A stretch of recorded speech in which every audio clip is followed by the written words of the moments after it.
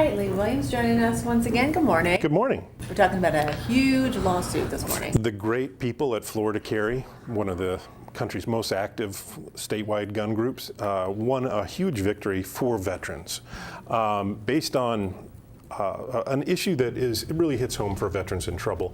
According to court documents, there's an Army veteran, and he's only identified by his initials, AB. And he lived in Daytona Beach, and in 2012, a couple days before Christmas, he had a crisis and got involved in a little bit of alcohol, threatened some self-harm. So he went on a national veterans hotline, crisis line. They called Daytona Beach police, who went over there and met with them and decided to take him in for a Baker Act, an involuntary mental assessment. Right. And they took all of his guns. So 2 days later, he's released. The psychiatric staff determined that he was not a danger to himself or others, and he was just having a crisis. Right. So he called Daytona Beach police and said, "I need my guns back." And then the fun began. They made him jump through hoops. He had to get affidavits and have one filled out by a psychiatrist whom he visited 6 times at about $80 a pop, and got a notarized thing saying that he's fine, he's not a danger. Had to have a relative fill out another one. Returned all these affidavits to the police department. They said, no, you need to get a court order. So he took him to Florida Carry, filed suit against Daytona Beach on his police on his behalf. They won. The final order was announced yesterday. Not only did they withhold his guns for years, they damaged the heck out of them. They broke them. Stuff was missing. So the judge ordered the city to pay off his damages, pay for the repairs. He had a very valuable German antique pistol or something.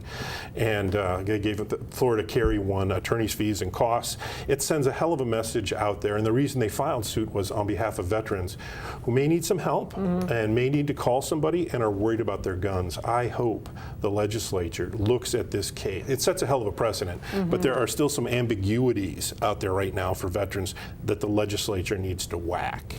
Okay, veterans need to know they can be able to call and ask for help, and that their possessions, including their firearms, won't be at risk. And it sets a great precedent, and it's a tremendous win for Florida Carry. I love the fact they filed this suit, and I really love the fact they won it. They won one for the vets. Yeah. Okay. Well, we're going to move on because you want to talk about a little bit about your podcast. Oh, right? We started a new podcast. It is called Think, Aim, Fire. And last Thursday was the first episode. It is co-hosted by a guy who knows how to think, aim, and fire a hell of a lot better than me. Bob Keller of Gamut Resolutions. He's a special operations vet and a legend in special operations. He and I are co-hosting the podcast, and it's just too much fun. We just sit down and talk about one thing: shooting. We want to make better, safer, more accurate, more confident shooters. And every Thursday we'll be releasing one. All right. And it's fun. Sounds like I can't believe they pay me for it. I was going to say, you're smiling, you're grinning from ear to ear. Talking guns. Yeah, go figure. Making you happy. All right. We'll be back after this. Stick around.